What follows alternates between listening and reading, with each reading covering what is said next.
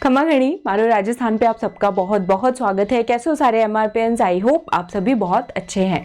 प्रतिबद्ध सीरीज के अंदर आज के सेशन में हम कवर करेंगे बिजोलिया किसान आंदोलन। ठीक है, ये जो टॉपिक है ये आपको आरपीएससी और आरएसएससी के जो भी आप एग्जाम्स की तैयारी कर रहे हैं सब में काम आएगा। चाहे आप आरएस की तैयारी कर रहे हो, आरओईओ की, फूड सेफ्टी ऑफिसर की, first grade, second grade, third grade या किसी भी राजस्थान से रिलेटेड एग्जाम की तैयारी कर रहे हो तो वहां पे आपको काम आएगा। ठीक है, बिजोलिया आंदोलन जो है बेसिकली हम कहां से कवर करें? आरबीएससी की जो क्लास 9th की बुक है नए वाली, वहां से हमने सारा कंटेंट लिया है ताकि आपकी आरबीएससी की बुक भी साथ साथ कवर हो जाए, बेसिकली जो कि आरएएस की तैयारी कर रहे हैं उनके लिए। ठीक है, बाकी कॉलेज लेक्चरर की जो तैयारी कर रहे हैं उनके लिए भी ये सेशन बेहद यूजफुल रहने वाला है। ठीक है, तो चलिए बिना देरी किए स्टार्ट करते हैं। बिजोलिया जो है वो हमारे वर्तमान में अगर बात की जाए तो राजस्थान के भिलवाड़ा जिले में आएगा। कहां पर आएगा? वर्तमान में बात की जाए भिलवाड़ा जिले में आएगा और उस जमाने में मेवाड़ की फर्स्ट कैटेगरी एरिया के अंदर यानी आता था, यानी कि प्रथम श्रेणी क्षेत्र में ये पड़ता था। ठीक है, आंदोलन की शुरुआत क्यों हुई? जागीरदार और किसानों के बीच में रिश्ते बिगड़ने लगे, जागीरदार किसानों के ऊपर अत्याचार करने लगे। ऐसा कब हुआ? वहां पे राव गोविंद दास जी की मृत्यु के बाद ये सिचुएशन ज्यादा आई, जब किसानों और जागीरदारों के आपस के रिश्ते बिगड़ने लगे। तो उसके बाद यहां पर जो है ये जो किसान आंदोलन है, ठीक है, बिजोलिया के जो भी नए नए ठाकुर आते गए वो नए नए कर लगाते गए, जिनमें विशेषता कौन कौन से कर आते हैं? अगर हम बात करें 1903 की तो ठाकुर कृष्ण सिंह ने जो है चवरी कर लगाना शुरू कर दिया। ठीक है, कितने रुपए इसकी दर थी? 13 रुपए दर, और ज्यादातर किताबों में इसकी दर 5 रुपए भी दिया गया है। तो एग्जाम में ध्यान से देखिएगा, आपसे 13 रुपए पे भी क्वेश्चन पूछा जा सकता है, 5 रुपए पे भी क्वेश्चन पूछा जा सकता है, और उम्मीद ये है कि दोनों ऑप्शन शायद से नहीं आएंगे। ठीक है, तो ये हो गया, ठाकुर कृष्ण सिंह ने चवरी कर लगाया। चवरी कर क्या होता था? गांव में बिजोलिया के अंदर जिस किसी की भी लड़की की शादी है तो उसको 13 रुपए 5 रुपए जो है वो देना होगा। ठीक है, तो इसका वहां के जो उस टाइम पे लोग थे उनको पता था अभी हम इतने शक्तिशाली नहीं है किसान की जागीरदार से सीधा लड़ सके। ठीक है, तो उन्होंने एक बहुत अच्छा सा तरीका अपनाया। वो तरीका ये था साइलेंट प्रोटेस्ट। ठीक है, जिसे हम हिंदी में कहते हैं मूक विद्रोह किया बिजोलिया के किसानों ने, बिजोलिया के लोगों ने। कैसे? उन्होंने 2 साल तक अपनी बेटियों की शादी ही नहीं की। तो ऐसा करने के बाद थोड़ी बहुत किसानों को रियायतें दी गई, लेकिन वो इतनी ज्यादा यूजफुल नहीं थी। ठाकुर कृष्ण सिंह की मृत्यु के बाद उनका संबंधी जो है पृथ्वी सिंह, वो बिजोलिया का स्वामी बना। उसने 1906 के अंदर, अच्छा इसको करेक्ट कीजिएगा, 1903 नहीं आएगा, टाइपिंग एरर, और ये टाइपिंग एरर तो मुझसे ही हुआ है। 1906 में इसने एक तलवार बंधाई, कर लगा दिया, नया कर लगा दिया। अगर इनके जो राजा हैं इनका किसी का भी उत्तराधिकारी कोई बनने वाला होगा तो जनता पैसा देगी। ठीक है, लेकिन ठाकुर कृष्ण पृथ्वी सिंह की मृत्यु हो गई। इनके बाद इनका जो बेटा है केसरी सिंह, इसे बिजोलिया का अगला स्वामी बनना था, लेकिन केसरी सिंह जो है वो कम आयु के नाबालिग यानी कि अल्पवयस्क यानी कि एडोलेसेंट नहीं थे। इस वजह से जो बिजोलिया ठिकाना था वो कोर्ट ऑफ वार्ड्स के पास चला गया, यानी कि मेवाड़ के महाराणा के पास चला गया। कहां चला गया? मेवाड़ के महाराणा के पास ये चला जाता है। राइट, अब जो है ये आंदोलन शुरू होता है, किसानों पे अत्याचार होते हैं। बिजोलिया आंदोलन बहुत लंबा आंदोलन चलता है, 1897 से लेकर 1941 तक।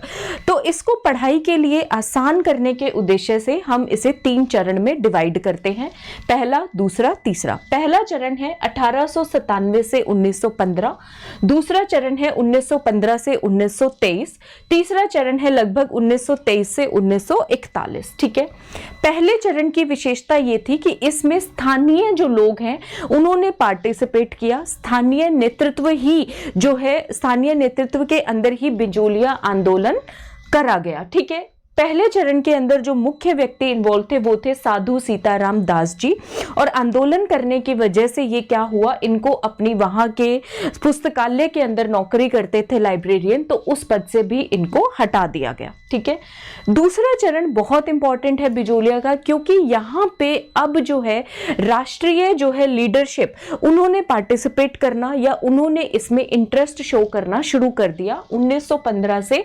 1923 के अंदर। और साथ साधु सीताराम जी के कहने पर विजय सिंह पथिक जी ने भी बिजोलिया आंदोलन को 1916 में ज्वाइन किया। 2 संस्थाएं बनाई, विद्या प्रचारिणी सभा और ऊपरमार पंच बोर्ड।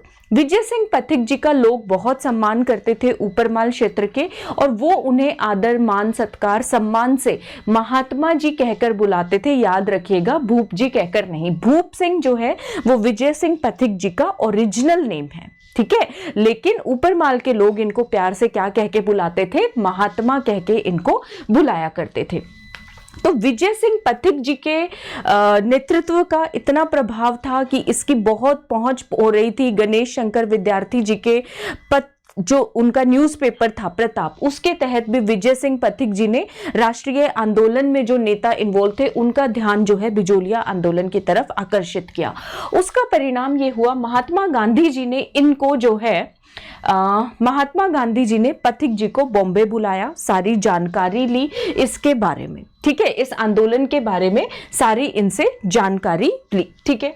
तो दूसरे चरण का परिणाम ये हुआ कि हरियाली तीज को ऊपरमाल पंच बोर्ड के तत्वाधान के अंदर, ठीक है, यानी कि वहां से विजय सिंह पथिक जी ने बिजोलिया क्रांति का बिगुल बजा दिया, ठीक है। तो उसके बाद इसमें किसानों की पहली जीत ये हुई कि इनके एक व्यक्ति को गिरफ्तार किया गया था, नारायण जी पटेल को, उनको रिहा कर दिया गया, ठीक है।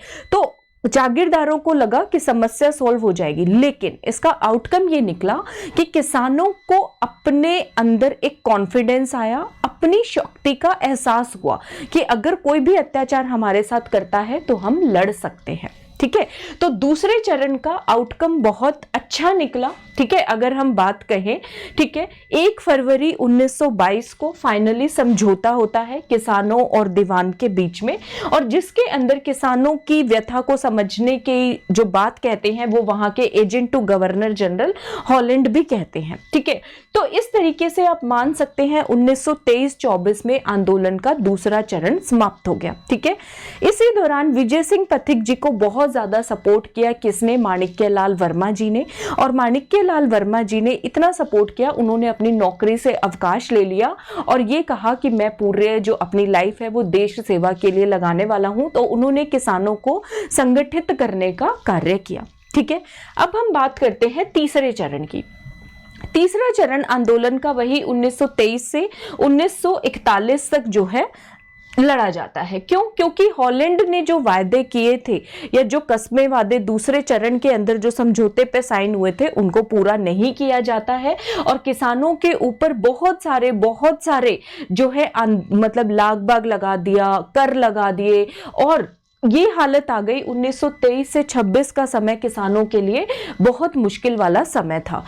तो 1927 में फिर किसानों की पंचायत फिर से बैठती है अपनी समस्याओं को लेकर, और इस पंचायत के अंदर होते हैं रामनारायण चौधरी जी और माणिक्यलाल वर्मा जी, ठीक है। तो ये एफर्ट करते हैं, अपने आंदोलन को जारी रखते हैं। उधर से क्या हो रहा होता है? प्रजामंडल आंदोलन भी हो रहा होता है, मेवाड़ प्रजामंडल आंदोलन। तो सरकार को ये खतरा होता है कहीं ना कहीं कि कहीं ये बिजोलिया आंदोलन मेवाड़ प्रजामंडल आंदोलन के साथ जुड़ ना जाए। तो इस जो सिचुएशन है, इस सिचुएशन को बचाने के लिए, अवॉइड करने के लिए मेवाड़ के जो दीवान होते हैं 1941 में टीटी राघवाचार्य जी, वो अपने राजस्व मंत्री डॉक्टर मोहन मेहता को बिजोलिया भेजते हैं, जाइए समझौता करवा के आइए। तो फाइनली समझौता होता है रामनारायण चौधरी जी की प्रेजेंस में, और किसानों को उनकी जमीन वापस दे दी जाती है, और जो भी एक्स्ट्रा कर वगैरह लगाए हुए होते हैं उनके ऊपर वो भी वापस ले लिए जाते हैं। तो इस तरीके से बिजोलिया आंदोलन में फाइनली किसानों की जीत होती है, ठीक है। तो ये हमारा सेशन था किसानों का बिजोलिया आंदोलन के ऊपर, ठीक है। आपको ये सेशन कैसा लगा? इस तरह से मैं आपको सीरीज कराऊं तो आपको कैसा लगेगा बताइएगा। हाँ, और इसी आंदोलन का जो टॉपिक मैं यहाँ पे करा रही हूँ, इसके लिए मैं आपका टेस्ट लूंगी सेम टॉपिक के ऊपर 9:15 बजे अनअकैडमी के लर्निंग ऐप पे। तो आप लोग ज्वाइन करना ना भूलिएगा। फ्री लाइव टेस्ट है। अगर आपसे कोई कोड मांगते हैं तो तरुणा लाइव, नहीं तो मारो राजस्थान का मेरा बहुत ही फेवरेट कोड है, MRP10 कोड लगा के आप उस फ्री लाइव टेस्ट को भी दे सकते हैं, उसका लिंक मैं आपको डिस्क्रिप्शन में दूंगी। ठीक है, तो चले, आई होप सेशन सबको अच्छा लगा होगा। अच्छा लगा है तो लाइक भी कर दीजिएगा, शेयर भी कर दीजिएगा। मारो राजस्थान पढ़ेगा भी बढ़ेगा भी, इसी लक्ष्य के साथ मारो राजस्थान को सब्सक्राइब करना बिल्कुल भी मत भूलना, बेल आइकन जरूर प्रेस करना। मिलती हूँ मैं आपसे अगले वीडियो में। सबको मेरी तरफ से घड़ी घड़ी राम राम। कमेंट सेक्शन में जरूर बताना कैसा लगा। ठीक है।